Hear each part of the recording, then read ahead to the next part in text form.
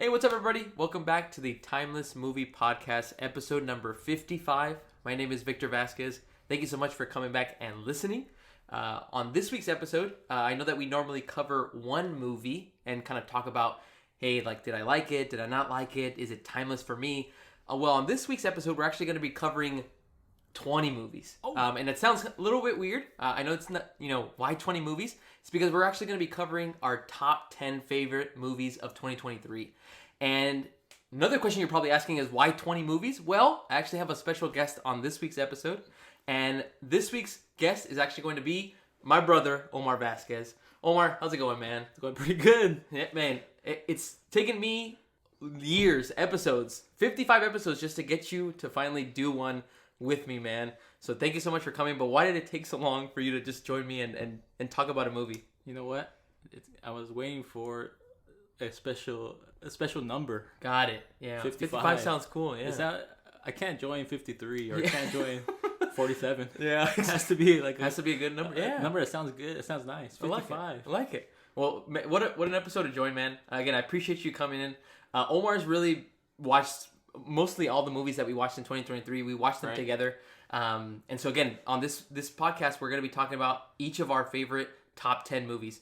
We're going to start again from 10 to 6, and then we'll go in back and forth from 5 down to 1. We also have a couple honorable mentions that we want to kind of talk about. Right. Just to make it clear, I don't know Omar's list. Omar doesn't know my list. So we're just going to kind of run through those, and we'll just probably go back and forth and make fun of each other's, lists, and we'll also try to guess maybe our top 3. I don't think I want to do top 10 because I think I'll probably be way off on that one. Before we also get started, I also want to kind of little quick side note. I think we're probably going to go on a lot of tangents, but one of the secret things that I don't think a lot of people know, because I don't think anybody's listening, but one of the things that I haven't told anybody is that where I got the name Timeless Movie is actually from Omar. So I actually stole it from him. And I don't know if you remember where we had that kind of conversation, but like, was it like in the car? Yeah, and where I think we were talking about video games, and you were saying like what makes like a video game like a video game is timeless, because if you can play it 5 or 10 years down the road, that's when you know it's good. I do not remember this. You don't remember that? No. Yeah, that's where I got that word like that. And when you said like timeless, it was like if you can play it like years on, and I was like, damn, that's a good name like that. And then I told Omar that I was gonna do the podcast, and he just shot me down right from the beginning. And so I'm like, you know what? I'm just gonna take that name. Just say that. But I just want to throw it out there to see if you remembered. I don't remember video games. You don't remember that? We would talk about Gears. We would talk about Arkham Asylum. Like those are the ones that like you specifically called out, and then that kind of like originated into like music or movies, and so like all this different stuff. Anyway, well, it makes sense. Well, that's a little bit of history of like where they got the name of it, the podcast. So, all right, guys, let's go ahead and jump in. Let's dive into some of our honorable mentions. All right, Omar, you're the guest, so I want you to go last. I'll go first on mine. What about this though? Tell me. Do you want to give like the worst movie of the year for you? Like, oh, all right. The one you didn't enjoy like at all. Yeah, I'm down for that. I have it right now. Even though I kind of think we have the same one. I don't think we watched it. Did we watch it? The worst movie? Oh, you know what? Okay, well, we might not have the same one. I don't know. I'm still down to say it though. All right. What do you think? I think for me, my worst movie I think was Cocaine Bear. I went to go watch that with a couple of friends from work, and it wasn't funny. It didn't make me laugh like in any specific scene. Like it was an okay story. I was like, I looked at it. I was like, this wasn't a movie that like I enjoyed it, and I don't know why I agreed to go. But like, wait, when did it come out? It came out in March, like 2023. Everybody said that it was gonna be like a really good movie to see like that, or like a really funny movie, and I was like, okay, I had like low expectations, and it didn't even meet my like low expectations. So I was like, nah, I'll pass. Because usually that works when you have low expectations. Yeah, usually like, oh yeah, there's no other place to go, but this one went down. It was just like, oh man. Right. So that's mine. What about you? I think mine was Ant-Man and the Wasp. Whoa, Quantumania. Wow, the worst movie. Yeah. Dang. I think it had some of the like eye roll jokes. Like jokes where like I had to roll my eyes. Yeah. I was like, oh my god, I can't believe they just did. In crucial moments, like when we're reaching the climax of the movie, then they're still letting jokes go. Whatever. All right. I'm really surprised. I knew that it wasn't going to be in your top 10. I knew Ant-Man Quantumania was not going to make it to your top 10. I didn't think it was going to be the worst movie you saw, because we saw I mean, not saying that it was worse, but I would say like 65. So you think it was 65 was better than Quantumania? Like the way I made my list, I made like a list of all the movies we saw. Yep. And then from there, I went to like a round 2. So you had like a little tournament. Yeah. 65 made it to round 2. I didn't think it was that bad. I kind of liked it. I'm not saying it's bad. I'm like thinking of a movie that like I thought like, oh, I completely forgot that we watched it, like 65, and I was like, did you like that one better than Quantumania? What about Thanksgiving? Like, oh man, because the story wasn't bad. I didn't think that was bad. That wasn't a bad movie. It was gory, but it was a cool story. I liked it. Yeah. I don't know if I have it over Quantumania, but that's mine. All right. That was a good call out right there. Like a quick little, what was your worst movie? Let's go into the honorable mentions again. Omar, I'll start. Okay. And then you'll kind of finish it off because you're the guest. How many do you have? I have 3. One I can probably not talk about, but I do want to put it in because it might surprise you. Okay. So I'll start. My honorable mention, my first one is Air. What? Air. I think I just exposed my my top 10. That was a good one. Air. It was really good, and I was thinking about putting it as like 10. But then as you start hearing my list and the 10 movies that I enjoyed more, I don't know. It was just something that like we went in, and when we left, both of us watched it together. We left, and I was pretty like, it's like a really positive movie. I don't know. Like I left at it like I really enjoyed it, but wasn't really that memorable to me. Like as I started watching more and more movies. Right. So that's kind of one of the things. It wasn't as memorable as like other movies that I watched where I completely remember a lot of things. Right. I was like, oh, okay, that's one of them. I don't know if you want to hear my another one or you want to give me one of yours. I'll give you another one. Right, I'll give you another one. Yeah. My second one is The Flash. The Flash, yeah. Okay, that one was also like 9 or 10. Mm-hmm. And then as I started watching more and more movies, and I started kind of thinking of like, okay, like where does The Flash kind of land? Because when I think about it, like besides just like the weird kind of CGI parts that I didn't really like, or like the weird spoilers as well for anybody that has not seen The Flash, the baby scene, I didn't really enjoy it like that. And then same kind of thing. I listened to other podcasts, and they all say that the baby scene was funny, and I was like, I didn't see it. But I think what I appreciated is that it was at the beginning, and then the rest of the movie was just like, it hit every nice little beat. Michael Keaton was dope. Even like Supergirl was dope. It was like, it was a lot of good things like that. But as I watched more movies, I kind of, again, one of the ones that like I didn't really like consider like as like, oh, I definitely want to see it again. Right. So those are my two big ones. Because like the highlight really is just Michael Keaton. Exactly. Well, that's the thing that you and I were super hyped for. Yeah. Omar and I are both huge Batman fans, but yeah, Flash was super close to making it, and I ended up bumping it out. So those are my two big honorable mentions. It seems like Air surprised you a lot. That did surprise me. Yeah. What about you, man? I think I have some honorable mentions that you are going to be surprised about. I don't know. Creed 3. Wow, Creed 3. Yeah.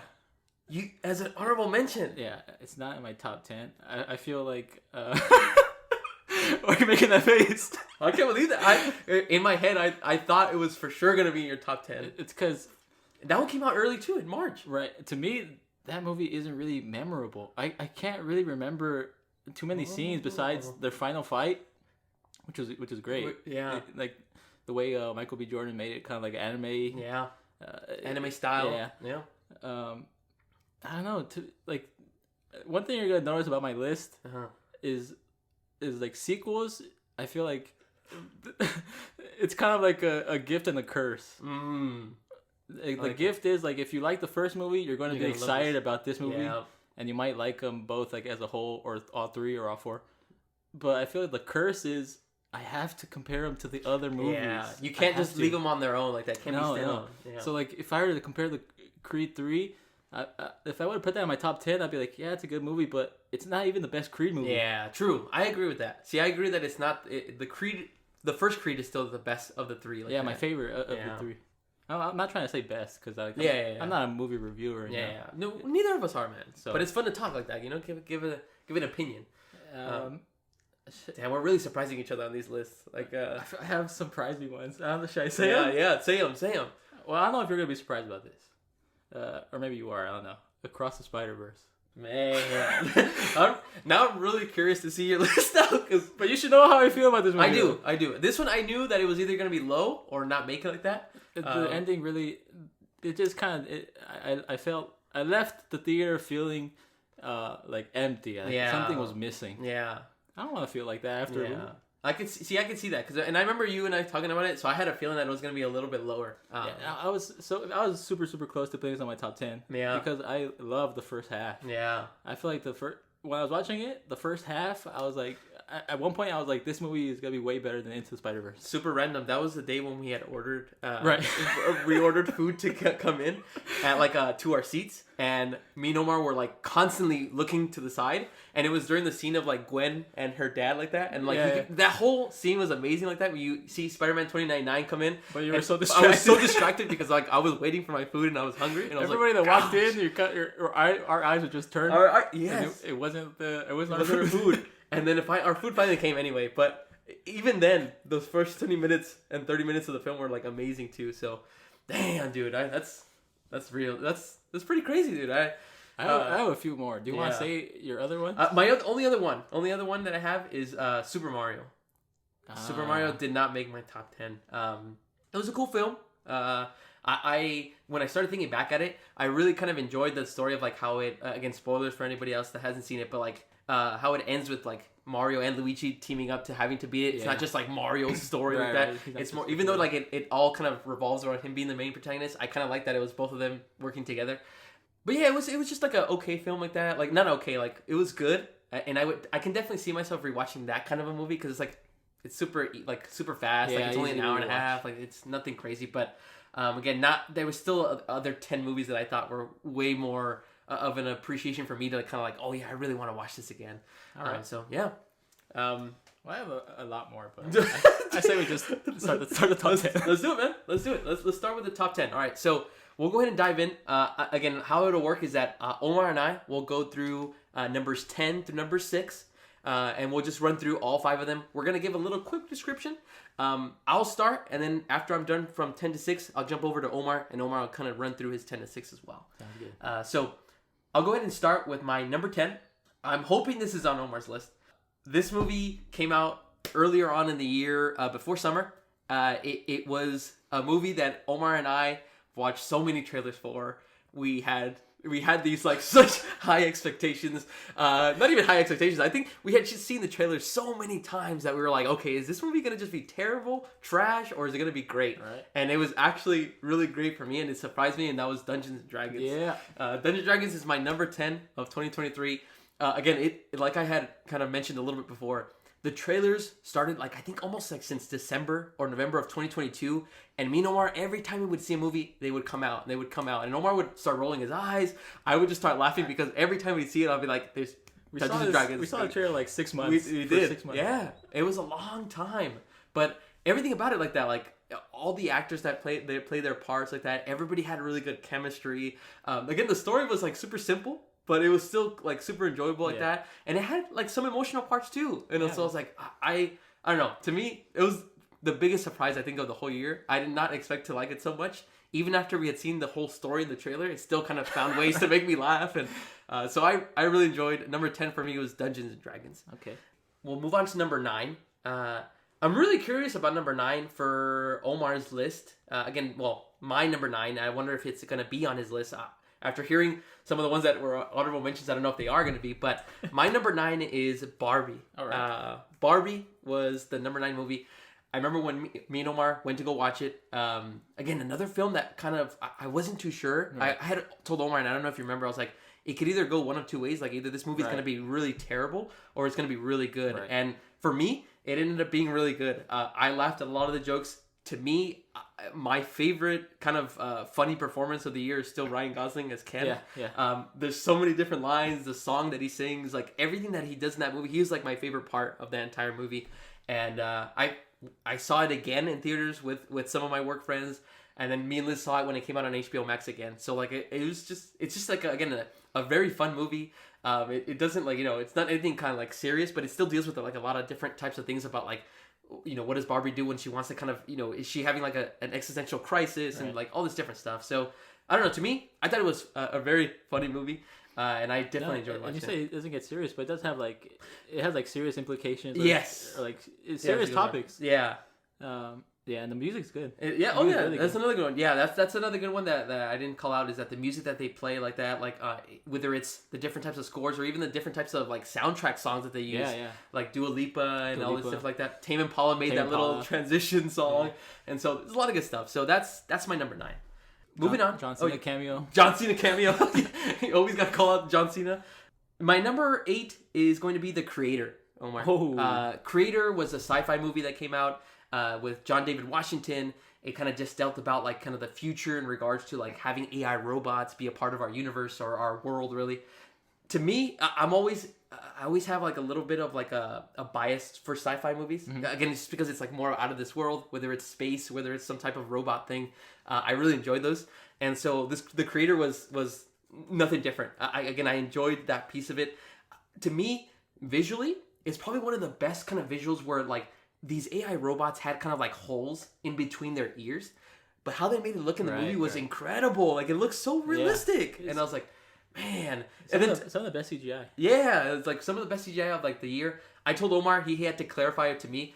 A lot of the music that they played sounded futuristic to me until he told me that one of the songs I thought it was like a made up song, and then Omar told me like, no, that's a real song. Yeah, a Radiohead song. Radiohead, that's right.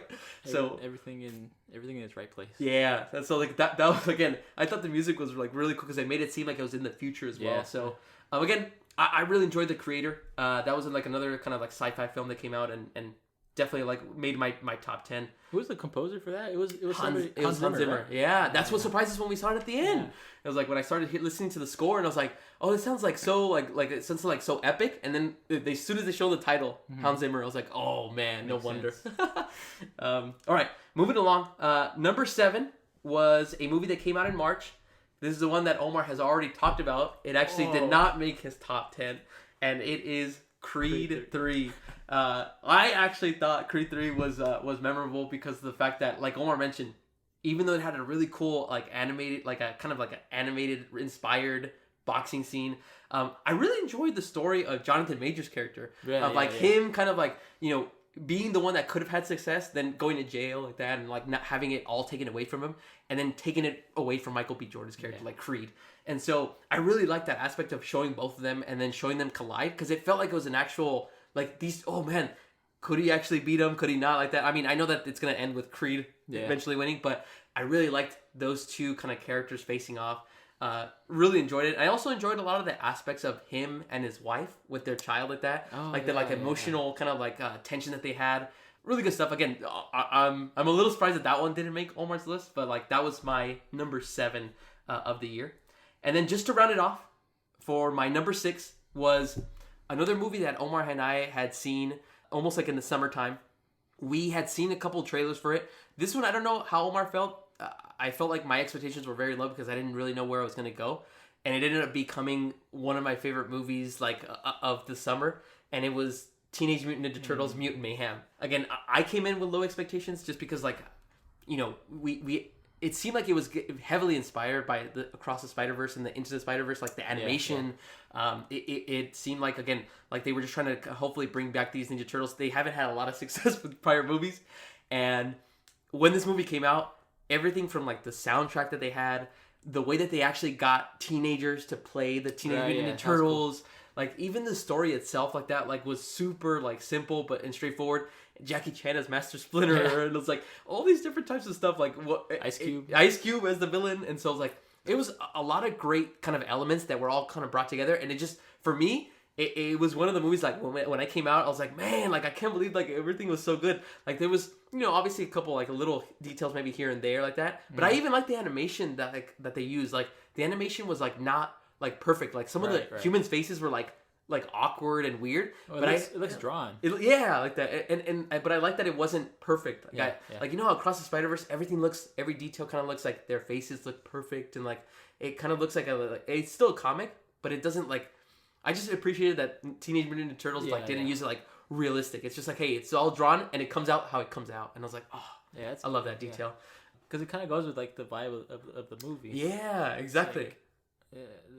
it's like they really embrace like this teenage this teenage energy, this like exactly like that, or growing up like that and getting to know the world a little bit more like that, and you've seen all that. So Omar, that was 10-6, man. All right, so those were my lists like that. I'm really curious to hear your list now that I know it's a couple of honorable mentions. But go ahead, man. Go ahead and start with your number 10. Oh man, I don't know. Okay, so number 10. Yeah. John Wick 4. Oh, all right. Put that 10 on the list. All right. And can I mention the honorable mentions? Yeah, of course. Because I could not debate between number 10. It was either John Wick 4 or the one you mentioned earlier, Dungeons and Dragons. Ooh. That was so close to putting Dungeons and Dragons 10, but then I just thought, at the end of the day, which one am I gonna rewatch more? Mm-hmm. So I put John Wick 4. We could have had a crossover, dude, with the 10 Dungeons and Dragons. I thought it was a solid movie. Mm-hmm. I really liked the ending. Yeah. Because I don't like when I could see the ending like from a mile away. Yeah. This one, we could talk about spoilers. We can talk about spoilers. Where you don't know if where you don't know that he shot or if he did shot or when they shot him and you think he's dead. Yeah. It kept me on my toes, and I liked it. The action, of course, is gonna be. I mean, some of the best action from like any movie. That eagle eye view shot of like remember when they're going through the room and stuff like that, and they're like you're just following him. Oh right, that was incredible. That might be the best scene in the movie for me. Yeah. But like it's 10 because, like I said, sequels. You know. Yeah. So you're already comparing it to the other John Wick's movie. Yeah, exactly.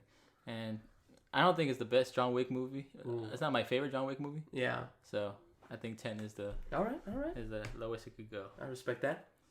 Number 9, we matched here. Barbie. Oh, all right. See, I thought Barbie was not gonna make your list like that because I remember when we came out, you liked it, but I didn't see you talk about it. Like I was like, oh yeah, like it's like if you would want to watch it again, and I was like I really enjoy movies that have a very distinct vibe to the movie. Yeah. Like Barbie, you could when you see Barbie Land or the music or the attires or anything about the universe. Yeah, like that. You could see a shot from the movie and know it's from Barbie. Yeah. I love movies like this. Like The Dark Knight has a specific look to the movie. Yeah. There's a tangent, but I saw a YouTube video saying Whiplash if it wasn't yellow. And then they showed Whiplash, but with normal color.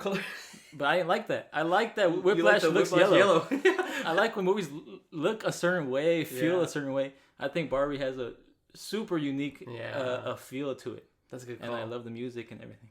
Yeah, that's great. That's a great kind of way to describe it is that you'll know even if you just see the color pink or any kind of a feeling or it just feels fun when you're watching the movie. I was like, oh yeah. Even when they go to the real world, that still feels different. Yeah, exactly.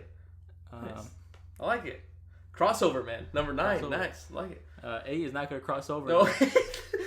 And you might be surprised by this, but I think it's appropriate. Okay. To have right with Barbie, Oppenheimer as number 8. Wow. Together, Barbie and Oppenheimer, you know? I feel wherever I put Barbie, I had to put Oppenheimer because I kind of felt those movies. Yeah. I did kind of feel leave the theater feeling the same about both movies. There's to me they were solid. Yeah. I would watch them again, but they're not gonna be top 5 for me. Got it. Damn. Oppenheimer, I feel like it was. I mean, it's Christopher Nolan. Yeah. It's not gonna be bad. No, it's guaranteed you're gonna enjoy it like that. Right. Considering that we've loved Inception and the Interstellar, the Dark Knight trilogy. But I think to me, it's just it just comes down to preference. Yeah. At the end of the day, it might feel too long at some points. Yeah. Might feel a little. It drags on a little bit like that. Sometimes even the story's hard to follow. Yeah. I remember we saw it twice. We did. The first. Both in IMAX. But the second time, IMAX 70mm, how it should have been, but I felt like that was necessary to actually fully understand the story because I really didn't understand some points. Yeah. The first time around, and I told you this before. Christopher Nolan movies, I feel like sometimes, they build towards this huge climax, a momentous kind of scene in that moment. And it happens, and it's great. But then I feel like the movie still goes on for too long. I feel like it overstayed its welcome. And that's exactly what happens here with that, you know? Or you can think Inception when the truck falls off the bridge. that moment is like the best moment of the movie, but then it still goes on for like another 30 minutes.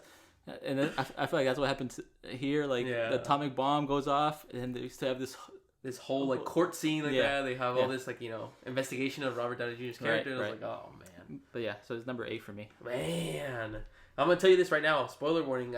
I was predicting that your Oppenheimer was gonna be in the top 3.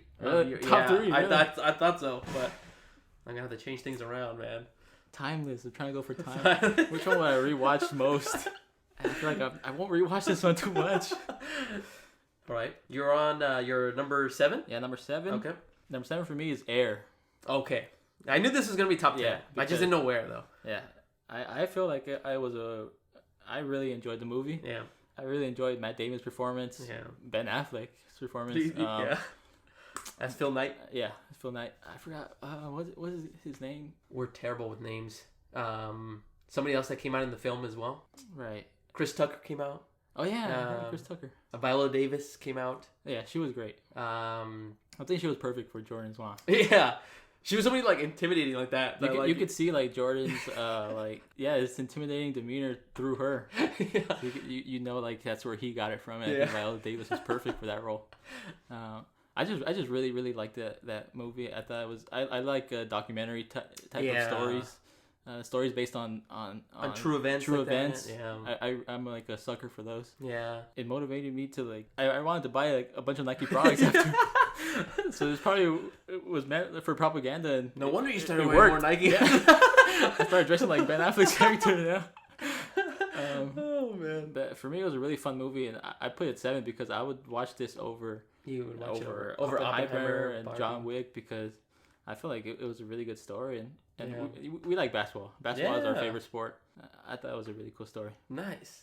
Dude, I knew Air was going to be on your list. I just didn't know like where it was going to fall. Because I know that when we came out of it, I think you talked about it way more than I talked about it. And I was like, you really enjoyed that one. All right. Awesome, dude. Number 6. Last one. Number 6? Yeah. Another surprise, maybe. Guardians 3. Really? Yeah. Guardians 3? Not even the top 5. No. Damn. And I'm going to say it again. I'm going to sound like a broken record. But the sequels. Sequels, I have to. Like, in my mind, I have to compare this to... Like, because, like, this is timeless, right? Yeah. I'm thinking, like, in the future, if I feel like rewatching a Guardians movie... Which one? 9 times out of 10, I'm going to choose Guardians 1. Yeah, exactly. So, I really can't put this one lower. Yeah. Because that's like saying, well, if this is so good, why... Is it better than Guardians 1? Well, no, it can't. I get that. Like, that one, I think, is, like, the example that you called out before is, like, when you have to compare when it is a sequel like that, and this is the cursed part of it, right? Because, like, you don't... Right. Is it going to be, like, better than the first one? When the first one was just, like, out of this world, amazing like that? I think like, the first one is magical. Yeah, man. It's like the soundtrack is perfect. The soundtrack is perfect. Dude, characters that you never even knew existed in Marvel Universe or anything like that, and they made you care at the end. I was like... And like, every scene is so good and memorable. Yeah. Like anything that Yondu comes out in like that, anything that like Rocket has in like that, and they had like a perfect mix of like funny moments and emotional moments. Yeah, and they knew when to be serious, when to be funny. Yeah, but, we're talking about Guardians 1. Yeah, true. But anyway, this is a timeless movie rewind of Guardians Volume 1. But Guardians 3, super emotional. Probably the movie that made me want to cry the most. I did cry. I got teary eyed. Yeah. Probably the saddest movie of the year, in my opinion. Super sad and really good ending. Really good ending to the story of Guardians. Most definitely. I know it's gonna be lower on your list, so I'll let you talk about it more.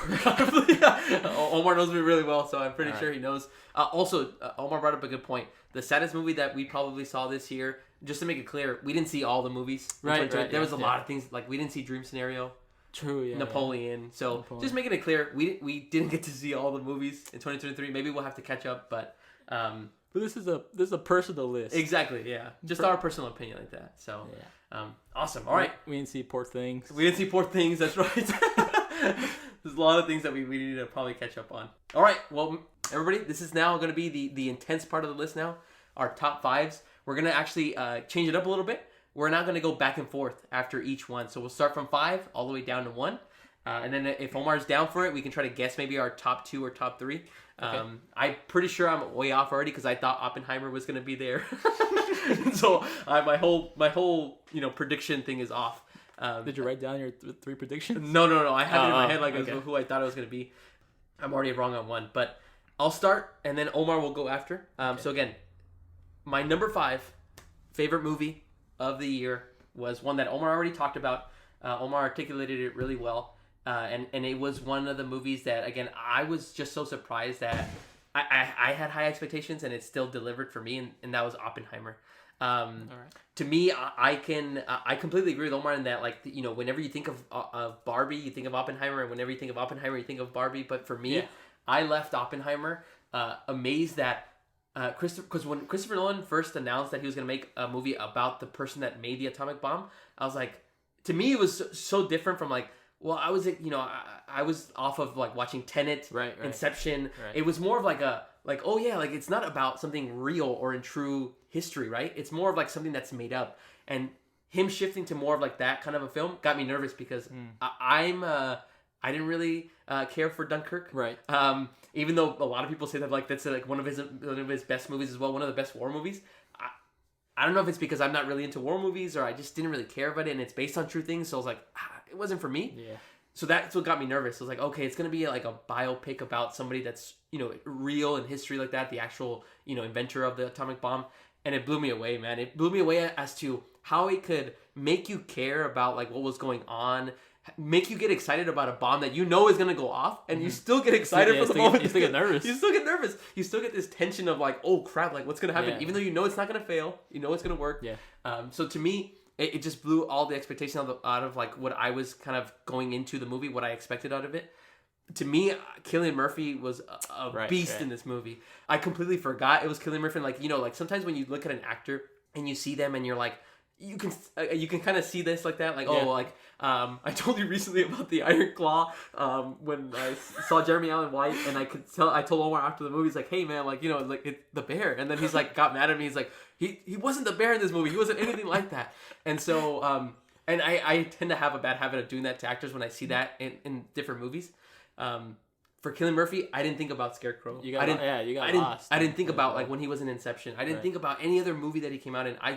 He literally became Robert Oppenheimer. Yeah. Amazing. So I went on a little bit too long, but that was my number 5. I thought Oppenheimer was amazing. I thought it was actually going to be higher for my list, but it made it to number 5. So I'll pass it over to Omar. Omar, number 5, or anything else you want to add to? Yeah, let me just like I forgot to mention, like Cillian Murphy's he's like a superstar now because of that movie. Exactly. Like he was well known before, but he's like a superstar now. His first leading, I think, or like one of his few leading roles like that. So and everybody's performance is incredible. Yeah. Like Robert Downey Jr. is incredible. Emily Blunt, Matt Damon, Florence Pugh. Man, it was amazing. Anyways. All right. Well, Omar, we'll go ahead and pass it over to you to number 5. Okay, number 5, Super Mario Bros. All right. I knew this was going to be on your list, but I didn't know, again, where it was going to land. I really, really like this movie. Yeah. The animation was some of the best I've ever seen. Probably the best to this date. Yeah. In my opinion. It was very crisp like that. I was very surprised when like I would see it like that. Even in the trailers, it was like like the movements looked like the way they moved looked fluid, looked nice. The clothes looked super realistic. Everything just it to me it was the best animation I've seen. Even when Bowser's like fire hits like the castle like that. That's from the trailers, but like even how that looks super realistic. Yeah, and I felt like I had very low expectations for this movie. I thought it was going to be terrible, and starting with Chris Pratt, I was like, I'm not gonna believe this is Mario. Let's go. Mushroom Kingdom. Here we come. But you know what? Like, yeah, he was good in the movie. He was. I didn't. In the beginning, you could tell it was Chris Pratt. Yeah. Towards the middle and end, it was Mario. I felt there was no scenes that were like roll my eyes trying to be funny. Like in most animated movies where sometimes it'll be like a specific trope that you like the jokes weren't cheap. Yeah. They were actually pretty good. I laughed at a lot of scenes. Mm-hmm. I thought it was actually really funny. It's a movie that I would want to rewatch, and I have. Right when it came out on Peacock, I rewatched it. You did, huh? I remember you got the Peacock thing, so I was like, okay. And I thought it was really good. I like the nods to to the specific Mario games. Yeah. I'm a Mario fan. I'm a Nintendo fan. That's right. When that blue shell hit, I'm not gonna lie, I got chills. Just for everybody out there, Omar's a huge Mario Kart. I love he's Mario a Mario Kart. Kart racer. He's like he's got the wheel. I bought an actual wheel and pedals to play Mario Kart on the Switch. So when the blue shell hit, it was like perfection. Yeah, they couldn't have done it better. And Jack Black as Bowser, I think he stole the show. Yeah, his performance was, oh man, it was so cool. Yeah, I love when there's good music in the movie, and the Peaches song. Oh, it's a hit outside the movie. Yeah. So I think that's my number 5. I really like it. I like it, man. I like it. Yeah. I again, that was one of my honorable mentions. I wanted to kind of include the Super Mario movie, but again, I just thought a couple other things. Like I felt like I could eventually rewatch it, but it wasn't something that I was like I need to like that. Like it was. But again, Omar, he's a big Nintendo fan, so it made sense. Like I knew that he was gonna try to include that somewhere. And a Luigi fan. And a Luigi fan too. The fact that they let him have his moment at the end, I was cheering. Oh man, I think you were the only one cheering at the end. Okay, cool. Let's go into our number 4s. All right. I'll jump back into my list. Omar, this was a movie that we didn't see any trailers for at all for this movie. We both knew of this movie because of word of mouth. We heard that it got really good reviews, and so we were like, should we give it a shot? And you're like, yeah, let's do it. And this movie was Godzilla -1. Oh, I thought it was gonna be lower. No. This Godzilla -1. I was actually surprised that I put this over Oppenheimer, because Oppenheimer was number 4 for me. And then as I went through the list through the year, we saw Godzilla -1, I think in like October-November timeframe, and I was blown away. The story is very simple. It's straightforward. It's nothing crazy. But what I love most about this movie is it was subtitled. And there was it was in Japanese and it had English subtitles. And even then it made me care about like what was going on with the characters, which goes to show you how great the story was. And then I think what I love most is that Godzilla was the villain. I was me and Omar talked about this, about like how in Godzilla versus King Kong or other kind of Godzilla movies, they kind of maybe portray him as like wanting him to be kind of like an anti-hero or some type aspect. Yeah, saves the day. And I love that in this movie, they made him the villain. He is literally something that you have to hate because of the things that he does to Japan. And so it was amazing. Visually also, I think I put this up there with like the creator as one of the best visually. Like I thought Godzilla and how he looked was incredibly awesome. And again, the story that revolved around it was more about the humans rather than the actual monster. The monster was just like a side piece. And like me and Omar would talk about like how it reminded us of Jaws. It reminded us of like a little bit of Jurassic Park. Yeah. It had all these like different elements of great movies and influences. But to me, I thought the story was just like incredible. And I got emotional on different aspects. And it's still, even at the end, was able to pull off something that like I wasn't expecting, like where, we end up noticing that the wife is alive. And so I was like, okay, like well, that was, again, to me, I thought the whole movie was incredible. Definitely would recommend anybody, if you haven't seen it, it's probably to me, in my personal opinion, the best Godzilla movie. Yeah. Recency bias, but it's incredible. So that's my number 4. All right. Yeah. I like that. All right, Mr. Ohm, number 4. What you got? Me is The Creator. Oh, all right. Yeah, this is a surprise to me. I was expecting this to be a generic sci-fi movie, like a Star Wars copy. I was not, or like a Rogue One copy. Yeah. I was not expecting this to be so good. I really, really liked it, and I really like. Right from the beginning, when it started like old-timey TV. Yeah. Taking you through the history of humanity and like setting us up like it's gonna be a good story. Like these robots are helping humans, and then there's a nuclear bomb like changed the tone like quickly. And I was hooked right from that point. I like the music, like I said before. I like how they use that Radiohead song. I like the one I thought that was made up. The one that was made up. Yeah. I like the performances. Also, like it really showed like the brutality of war. Yeah. Even though there were robots. Yeah. You felt for I was like, oh man. Like, you felt bad for them. You felt sad. And I felt for like a movie to make you care about robots or like things that aren't even real. Yeah. I think it's incredible. Can I point one thing of why I also think that you probably liked it? Why? Is the chemistry between the John David Washington and the kid actor. Yeah. Like, it was like, because Omar always has a thing where, like, if the kid actor's not that good. I hate kid actors, yeah. So it's like, I don't know if, like, I was really curious after we watched the movie how he was going to like it. And, like, that's, I think, one of the things that you were surprised by, too. A kid actor's performance is enough to ruin the movie for me if it's not good. But this kid actor she was great. Yeah.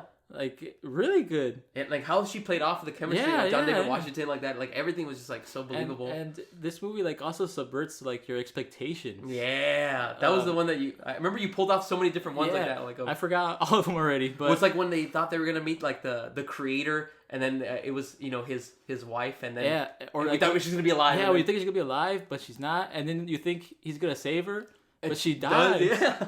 And it's like, you expect something to go one way, and it doesn't. It doesn't, yeah. And I like that because I hate, like, tropes in movies. Yeah. I hate when they go with what's been done already. I think both you and I think, agree that, like, we love it when something keeps us on our toes. Because, like, when something, like, oh, yeah, like, it when we know what's coming next, it immediately, like, oh, it kind of ruins it. Yeah, like, the energy goes away, and I was like, ah. And you remember, like, those title cards when there'd be, like, the creator, or then it'd say something else. Yep. I thought that was really cool. Yeah. I like when the endings end fast. Yeah. Like this one didn't drag on at all. I like when, like, the resolution happens and then that's it. Yeah. Roll credits. Yeah. To Omar's like, you know, obviously nobody can see us visually, but to Omar's kind of visual graph, after the climax hits, boom, this movie, like, basically ends like 5 minutes later. Sometimes movies, like, drag on, want to recap what happens to every character. No, I want it to end right away. And we can make our own conclusions. Yeah. That's a good one. That's my 4. Nice, man. Love it. I'm moving on to my number 3. My number 3 was a movie that... Are we going to guess 3 or should we guess the last one? You can guess, like, the last 3 if you want.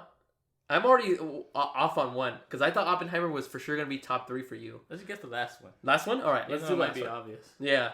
All right, whatever. I have number 3 as Across the Spider-Verse. All right.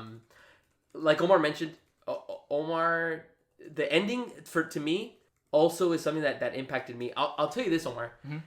If they would have landed the ending better, I think this movie probably becomes number 2 and number 1 for me. If they land the ending, like, even better. Yeah. If they didn't tease about like what was going to happen in the future. If they like, I didn't want them to show me what Miles was going to do to escape. I don't need to see that like that. Right, yeah. That bugged me a lot. And I was like, I don't need you to tell me, like, how he's going to escape. I want him to be in trouble. We know he's going to escape. Yes, we know he's going to escape. Don't show me the way of how he escapes. He has his finger touching, like, the chain before he's going to, like, it's like when Batman vs. Superman, he dies and at the end they show his casket and a little bit of dirt. Yes. Yes, we know he's going to come back. Exactly. You don't have to show it. That's a great callback to that one. Like, to me, again, that's one of the only flaws I think that I saw of, like, the movie. Like Omar mentioned at the beginning, the first hour to me is, like, incredible. I went to go see it 3 times. I was just like, after we watched the first time, I was left kind of that same kind of feeling. Omar said that he felt empty. I felt more of like I wanted more. Like, I wanted to see more. I wanted to be more part of this world, like that. And I just kind of, again, fell in love with these characters more. Honestly, to me, it makes me almost feel like I enjoy the Miles Morales character maybe a little bit more than Peter Parker sometimes, because like he's just so much more interesting. Yeah. It made me fall in love with Gwen and how, like, because she got a bigger role. She was almost like basically the main protagonist because it starts with her and it ends with her. Yeah, right. And so again, that's why even though the ending, I felt like it left a lot of, like, it just left like a kind of like a bad taste, like a sour taste, like come on. I still felt like, again, like everything about it, like, to me, there's one thing I haven't called out is the Across the Spider-Verse to me has the best score of all the movies, better than Oppenheimer, better than The Creator. Oh, right. Like how they compose, like, every character. If you notice, Omar, because I listened to it on Spotify a lot, but if you notice, every character has their own theme. Spider-Man 2099, Gwen, Miles. Everybody has their own kind of theme music, and I love that. I love that every time you hear that, you know whose characters, like, who's the main focus in that scene. Everything about that movie, I think, was incredible, and I think I will say Super Mario was probably the cleanest kind of, like, crisp animation. I still was blown away by Across the Spider-Verse. Of course, the way that they mix up styles and have it all still look so smooth. I was like, one of my favorite scenes in the movie was when he fights the Spot for the first time. Yeah, those scenes are incredible. Yeah. Like I can't even keep track of what's going on. There's so much. It's overwhelming like that sometimes. It was like, man. And to animate all that is crazy. So it's nuts. But that was my number 3. And then I loved Across the Spider-Verse. I was kind of curious where I was going to land because I know that again, me and Omar had different opinions on that one. And I think it all had to do with that ending. Yeah, how we both enjoyed that ending. Like that, so. All right, man. What about you, man? Top 3. So that was your 3? That was my 3. Okay. So my 3 is A Haunting in Venice. Oh, man. That was not in your top 10? That is not in my top 10. It wasn't even an honorable mention. No, I love detective stories. I love mysteries, and especially when it's like a little scary too. Yeah. And this one was that. Like, it was the first movie of the series because there's 2 other ones. There's 2 other ones. Death on the Nile and Murder on the Orient Express. Yes. And this is the first one that had like horror elements to it. Yeah. And I just love when there's like one character who knows it all, and that's Poirot, yeah. And Hercule Poirot. And in terms of like timeless, right? Yeah. That's what this podcast is called, right? It's exactly right, man. I stole it from you. I would rewatch this one probably third most out of all the movies. Yeah, because I just love like a good mystery and I love the ambiguity because like you think he might actually be seeing ghosts in the house, but he was actually being drugged. Yeah. Yet at the very end, the lady who was behind all of it all, she gets pushed off by a ghost. Do we know? Do we not know? Do we know? Yeah. I like the ambiguity. Yeah. I like the fact that we can decide, maybe there are ghosts in that house. Or you know what? No, there are no ghosts. She fell on her own. Or maybe that was her vision. Who knows? That's a good point, though. I will say this. It's not on my top 10, but a great call out. It was a great surprise. I did not expect Haunting in Venice to be on your top 10. I think how Omar described it is like perfect. How they did it, like where in the film, Hercule Poirot, he gets concussed. Yeah. And so and he gets drugged too. And so you kind of get that feeling of like, okay, like, is he having these visions because he's concussed, or is he having these visions because like it's actually happening in front of him like that? And so like that was probably the or there's best a little part of the kid that asks only the little kid believes him, and it's like, did you also hear her, or did you also see her? And so it kind of makes you question, if the little kid could see it, then that means it must be true. But dude, it made me question if the kid was even real. You know what I'm saying? Me too. No, yeah, and it's also like because like no other movie in the series has gone that route. It's always like a logical explanation to the thing. Exactly. But this movie was like mixing it with like supernatural. Yeah. But it was a good mix. It wasn't too much of the supernatural, and it wasn't too much of like the it has to be factual. It has to be like something legit. And so I really liked and I also like when he like exposed the seance early in the movie. Yeah. Because I love that. I love like, and that happened early on too, like that. How he exposed it like that. So I love characters like that who just like know the truth. And I was gonna say something else about it. But my bad, dude. I interrupted you. No, I made you lose that train of thought. It wasn't even important. This really surprised me, man. I did not think that it was gonna be on your list like that. And you know what? According to like Omar's rules of like the sequels, Gift and Curse, I think this one has the part where it is the best in the series. And that's why I made it so low on my list. Yeah. If it wasn't as good as like Murder on the Orient Express, it would not be this low. But I think it is the best in the series. It is, yeah.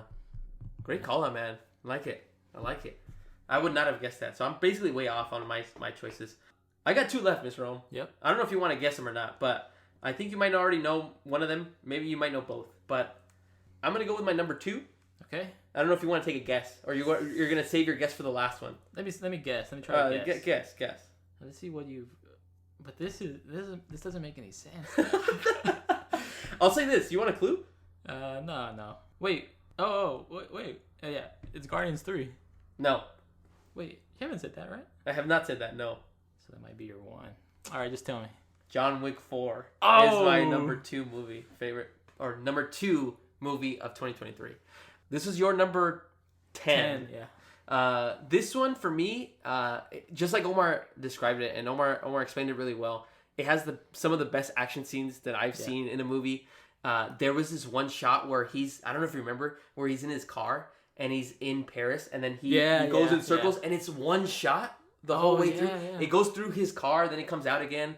It had like really beautiful like kind of scenes of like him going up the stairs and like in the music that they use as he's going up the stairs, like killing and like assassinating these guys. It had so many awesome moments, and like Omar mentioned, it keeps you kind of guessing as to, well, is he gonna survive? Is he not at the end? Did he get the final shot or not? To me, everything about John Wick 4 was awesome, and it was 2 hours and 45 minutes, and it didn't feel like that when I watched it. It was a long movie, but there's so much action, and you would think that it would get exhausting, but I even love the scenes of like when they go to Japan, and he gets to meet his old friend like that, and it's like, dude, oh man, it's like, it was such a fun movie. To me, I take an opposite stance as Omar. I actually think this is my favorite John Wick. Because I feel like it's like an actual final kind of end to it, and it kind of wraps up his story. I hope it's the end. I hope they don't make any more, because I think this is like a great way to kind of stop it. But to me, I think John Wick 4 was amazing. It was my number 2. It was close for Across the Spider-Verse to make it a number 2, but I felt like ever since I saw John Wick, I was like, this is going to be one of my top movies. And it's crazy that like, again, like an action movie for 2 hours and 45 minutes can keep the adrenaline going all the way through, and it never slows down. Like, and even when it slows down, it's still interesting like that, because you're catching every word that Keanu Reeves says like that. And it's like, oh, it's fun. So I love John Wick 4, and that's my number 2. That's such a cool character too. Like, everybody loves Keanu Reeves. How could you not? So it's like, oh man. I'm gonna save my guess because I feel like I'm way off on your list. I thought Oppenheimer was gonna be there. It was gone. I'm gonna save my guess for number 1. Okay. I just hope it's not your number 2. But go ahead, Mr. Rom. What's your second favorite movie of 2023? Second favorite is Godzilla -1. Yeah. This movie was cool. Can I stop it right there? Yeah. I didn't think it was gonna be this high. I didn't think you were gonna have it higher than me. Me neither. I thought it was gonna be your number 1. No, so like it was up there. It was kind of like, but as I started going through the movies, it's like, oh no. And then when we talked about it, I was like, you weren't as high. Like, you were excited, but you weren't like as excited as I was. So it's like, I knew it was gonna be like in your top 5 maybe, but I was like, I didn't think it was gonna be 2. Go ahead, man. I didn't mean to interrupt. I mean, that makes sense, because like I like the character arc. Yep. How this guy it's like so it's so perfect. Yeah. He goes from like this guy who's rejected by his whole country because he doesn't want to sacrifice himself. He's scared. Yep. And he rather live. So you would expect like his arc to be, well, at the end he's gonna get the courage to sacrifice himself. Mm-hmm. But no, like the arc is, just because you sacrifice yourself doesn't mean you're brave or you're courageous. Exactly. So he actually didn't sacrifice himself. He lived to fight another day, even though he was willing to do it. Exactly. And I just like that, because like it doesn't promote this thing where it's like you have to die for your country. Yeah. You know? Or you have to die to be a hero. Exactly. And usually I like when characters die at the end of the movie. Yeah. I like a sacrifice. Yeah. But I feel like this movie, the way it was going, he needed to survive. Yeah. Because like the whole country was so beaten up from a war, and then they have a giant monster destroying their city. Like they needed this. They needed a win, and they needed to survive. Exactly. There couldn't be any deaths. Yeah. Or else, so it made me feel good, like when they survived at the end. Yeah. And the scene in the water where Godzilla's chasing him in the tugboat. Oh man, I think that's the best scene in the movie. Yeah. Like I felt actual. I felt tension. Yeah, tension. I felt stressed. Yeah. It was such, and also because like giant things in the water are scary in themselves, you know. And the Godzilla was what more can you say? A giant monster destroying the city. Made him terrifying. Yeah. Made him scary. And I was like, dude, I love it. Or like that scene where he lets off that huge blast, and and there's a delay in like in that oil or grime, so it's all quiet, and then it starts raining oil. Oh, it's just great shots, great moments, and a great arc. Yeah, dude, see, this is why I want you on more often, man. You brought up a great point that I missed when I talked about Godzilla. Is the arc, is like the way that the main character, and when I try to remember his name, I can't remember his name, but and I don't want to say it because I'll probably mispronounce his last name, but the main character, dude, remember when we talked about like how at the beginning of the movie, like Omar mentioned, he's like a kamikaze pilot. Right. It comes in from like an angle where you're seeing him fly in from the plane, and at the end of the movie, coming from the left to the right, and then at the end of the movie, when Omar, like he described it, he has the courage and he becomes brave, and he knows his mission is to basically try to have a future for his daughter, and now he knows what he has to do, and now he's willing to sacrifice. And then you see the angle from the opposite direction. Yeah, you see him flying from the island from away the right to the left, and it's just like, oh, it was just beautiful how they shot that like that. And like, I'm so happy that they like, I was able to catch that and make the connection of like, he's just doing, that's his arc. It's completely opposite now. At the beginning he's scared, and at the end he's fearless. He's like, it doesn't matter if I die or not, but we're gonna get rid of Godzilla. Right. And it was, oh man, beautiful. That was a good catch. I didn't notice that. Yeah, it was beautiful, man. Love it. Number 2 movie. I'm gonna just tell you right now, it's not number 1 only because of the ending. Oh yes. Like, I feel like this movie, like I said before, I don't like when the movies follow like tropes. Yeah. And the ending was it was like, just like such a Hollywood trope, like to be continued. All right. Love it. All right, man. We're into our favorite movies of the year. Dude, what is it? Guardians 3? It is Guardians 3. Omar guessed it. My favorite movie. Which one? This one didn't make your. This one did make your list. This was number 6. 6. Okay, it did make your list. Like Omar mentioned, the most emotional movie I saw. I teared up whenever. Spoiler warning for anyone that has not seen it. When Rocket loses his friends. Yeah. I think that part tears me up like every time. Another movie that I saw in AMC like 2 times, I think. It was just incredible to me how they were able to wrap up everybody's stories. The Florence and the Machine song, Dog Days Are Over. That song, like, I would listen to it and it was cool. Now it kind of makes me kind of feel like more teary-eyed because it's like, you know that it's basically, that's the last song at the end. Yeah, the end of this kind of like trilogy of movies. So many beautiful parts. Like, again, like, it even shows, to me, the best performance acting-wise by Chris Pratt. When he's like crying when he thinks that like Rocket dies, like how he was able to act in that movie, I think is like probably the best like acting for reals like that. Like he's like, it looked legit like he was in pain. I loved everything about this movie. All of these characters are something like that are very special to me. Like Omar mentioned, the first one I think is still just a little bit higher than this one, but I can definitely see myself watching this Guardians Volume 3 movie at any point, even though it is sad. I probably will need to watch the first one, the second one before I watch the third one. But to me, again, everything about this is incredible. James Gunn and his vision to kind of make these films, like, again, so much about family. The music is always on point. Everything about this movie, I think, and I really thought really hard. I was like, after I watched Guardians of the Galaxy, I was like, okay, is any other movie going to top this? Like, I don't think any other movie is really going to make me feel the way that this movie made me feel, because, like, it has a great balance. There's some dark moments. There's some really hilarious moments. But it all just kind of wraps up very well. And it makes you sad because you want to keep seeing these characters, but, you know, everything's got to come to an end. So I really loved Guardians of the Galaxy Volume 3. It is my number 1 movie of 2023, and I can definitely see myself watching it again. Yeah. Well. Yeah, so. And you know what else I liked? Yeah. That Peter Quill didn't end up with Gamora. Yeah, that was great. Yeah. That was a good choice because, like. That would have been trope. Like, where it's like, oh, the lovers.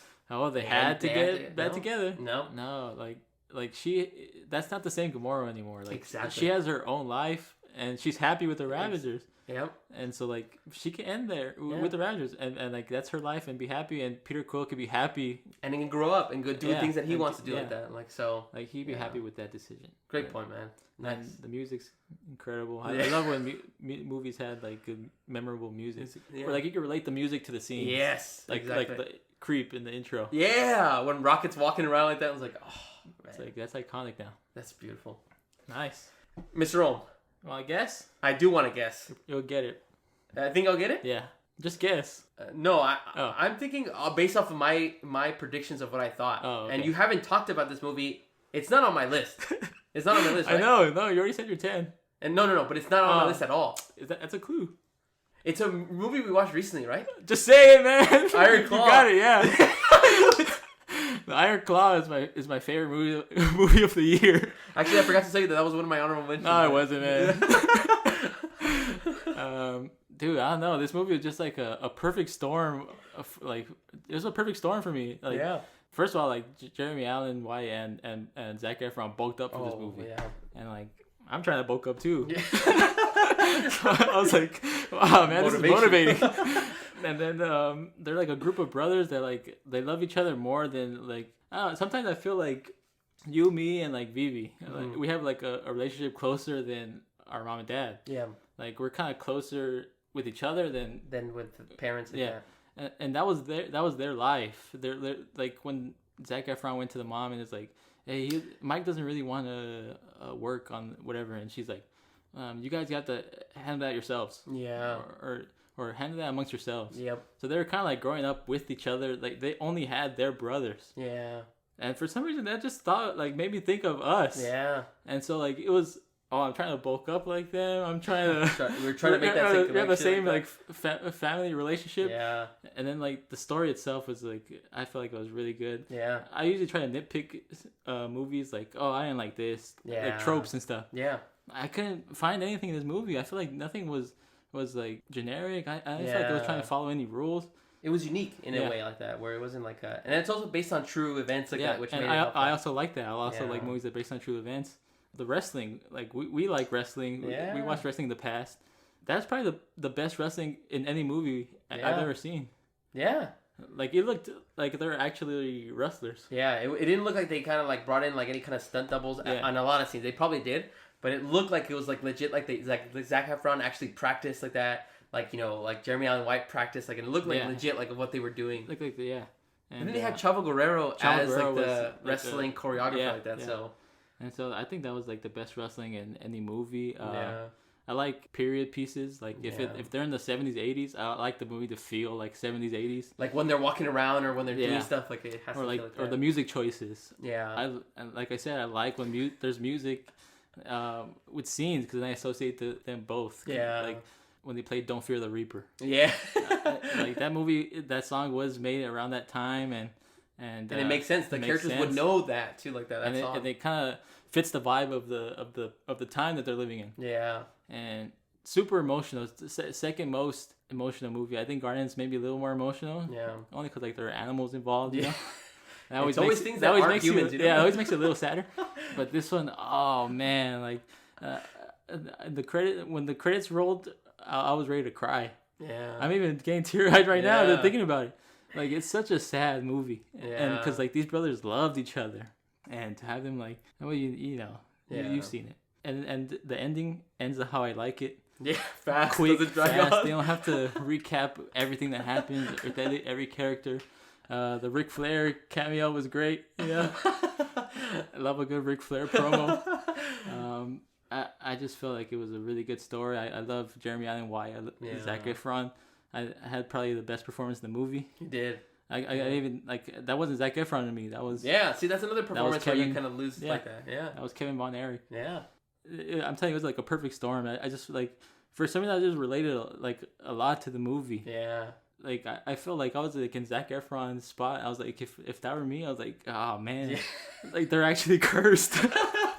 And then also I like the ambiguity of the end. Like you see the brothers together and they're all happy. And do you think like that's really what happened? But is that in Zac Efron's head or is that the afterlife? Is that the afterlife? Is that heaven? Is Yeah. Is that just what Zac Efron wants to see? Exactly.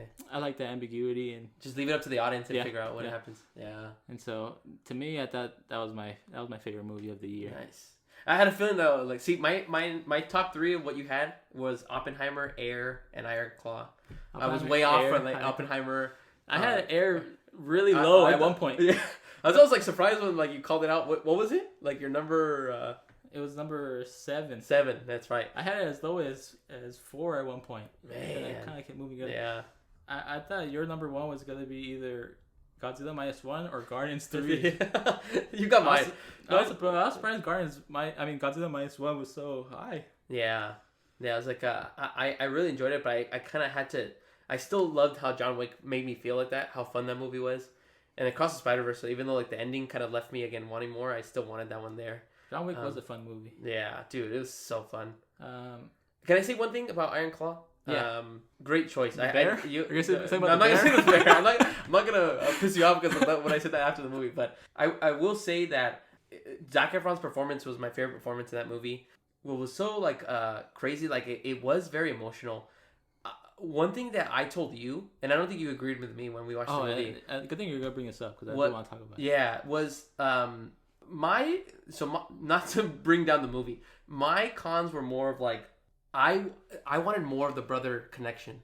I didn't feel that I got enough of the brother connection. Really? Yeah. Like I wanted them. Like we got the scene of where they would go to Michael's concert and his gig, and I love that. And then we would get them like a training montage kind of together like that. But I wanted more before the first brother passed away. Like when they went to his wedding and they just showed him sick, and then he's gone. Yeah. And then like Michael, like you just see him like he can't wrestle because he got injured, and then he starts taking drugs and he kind of overdoses. And like the only one I felt that was a good build up to like what would happen was Jeremy Allen White. Really? Yeah, Carrie Von Erich.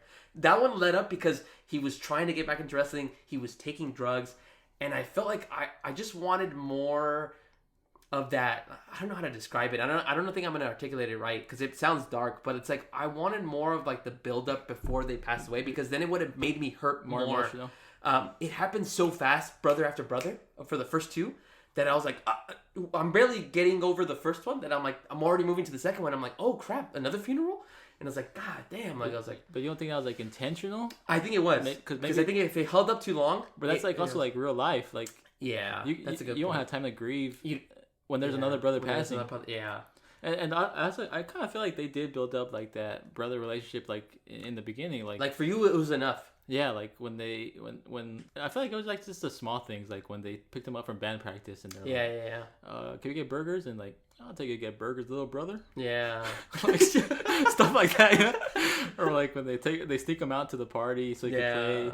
Or like when Carrie's back home and the dad's like, Carrie, we're gonna get you into wrestling, and he's like, thank you, sir. Yeah. And when the dad leaves, they all start hugging and they're like, congratulations and stuff. Yeah. And to segue to that, I feel like the dad, because you also said that you wish that the dad were like a little more the antagonist. I wanted him. Not that I wanted there to be a villain, because it's not supposed to be like it's based on true events. And I know that if Fritz von Erich, the father, was not a villain, then I don't want them to portray it that way. But knowing that it's a movie, right? I wanted it to be more of like you have somebody that you can kind of blame, because what I wanted to see more of was like, hey, look, the reason that these kids are passing away is because they're trying to fit an image that their dad wants on them that's not real. But they would, well, what I didn't see in the movie was they had it where they wanted him to kind of make him like a villain, but then he would be very sweet to the mom. He would be like, caring to these different aspects, and he still cared about his family. So I told that to you, but you didn't agree with that, wanting there to be an antagonist, and I thought that would have helped, but again, because I thought that was like very realistic, because he's a dad showing tough love. Yes, yeah, it's super tough though. Yeah, because like when Carrie gets home from training for the Olympics, all he does is shake his hand. Yeah, like he doesn't hug him. He doesn't say anything. Instead, he tells him you're gonna join wrestling. Yeah, but like it's still like. In the dad's point of view, it's still love. Yeah. Tough love, but it's still love.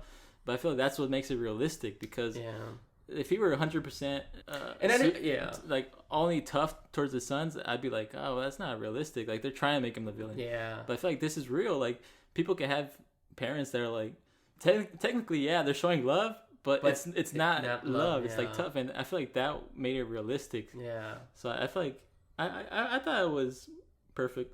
And I'm not saying that I wanted it exaggerated to make him the villain like that. Again, I didn't want him to be exaggerated. I just wanted there to be more of you can pinpoint the moment that each son, this is the reason why Carrie ended up passing away. This is the reason why Michael passed away like that. And and you can kind of see that in some moments. But don't you think it would be gradual? Yeah, no, yeah, through their whole life. Yeah, different moments. Yeah, and you're not, and it's gonna be impossible to show that throughout a 2-hour movie. But that's more of a nitpick on my side. That's more of how my brain works. I want it to be kind of like that. And I think it's mostly because of the fact that I see so many superhero movies, and you always have a protagonist and an antagonist, and you have all these different things. So I'm always expecting there to be one person to blame, or one person to kind of point to oh, it's because of this event and sequences that this happened. Yeah, right. And I think you mentioned that they probably stuck with the true events. That it's always going to be very much in a gray area. He did love his family, but he pushed them way too hard like that. Yeah. And so I was like, all right. Yeah, man. That was cool. Love it, man. Yeah, I like your list, man. I like everything about it. Any other honorable mentions that you didn't get to call out? TMNT. Yeah, you didn't include that one. I feel like it was really funny. I really liked it. Yeah. Like I said, like that teenage feel to it. Yeah. But it had like a trope at the end, like the giant monster. Yeah. I feel like we didn't need a giant monster. I know how these giant monster fights end. Like they always get beat. I didn't really like that. Yeah. And also feel like sometimes the jokes and the dialogue and the writing was too current. Yeah, we talked about that. Yeah, some of the jokes modern. are like very like if you didn't know what that word meant, you're like, oh, that's like a.